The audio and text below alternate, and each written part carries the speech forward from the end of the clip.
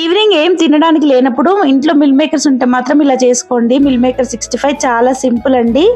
ఒక గిన్నెలో వాటర్ తీసుకొని బాగా మరిగిన తర్వాత ఈ మిల్ మేకర్ వేసుకోవాలి. ఒక 5 మినిట్స్ పక్కకు పెట్టుకొని తర్వాత ఆ వాటర్ లేకుండా మొత్తం పిండేసి ఒక గిన్నెలో వేసేసుకోవాలి. దీంట్లో కావాల్సిన ఇంగ్రీడియంట్స్ కారం, ఉప్పు, కార్న్ ఫ్లోర్, మైదా పిండి, కొంచెం ఫుడ్ కలర్ వేసాను కలర్ కోసం.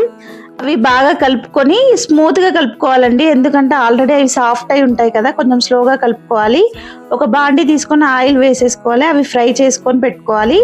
ఒక ప్యాన్ తీసుకొని ఆయిల్ వేసుకోవాలి. ఉల్లిపాయ, ఎల్లిపాయ, పచ్చిమిర్చి వేసేసుకొని బాగా ఫ్రై చేయాలి. దాని తర్వాత కొత్తిమీర, కరివేపాకు, సోయా సాస్, మిరియాల పొడి, రెడ్ చిల్లీ సాస్, వెనిగర్ అన్నీ వేసేసుకొని బాగా కలుపుకోవాలండి. అవన్నీ మంచిగా ఫ్రై అయిన తర్వాత ఈ సోయా చంక్స్ వేసేసుకొని బాగా కలుపుకోవాలి. చివరికి కార్న్ ఫ్లోర్ పిండిలో కొన్ని వాటర్ పోసుకొని 2 మినిట్స్ కుక్ చేస్తే సరిపోతుంది. Subscribe to my channel.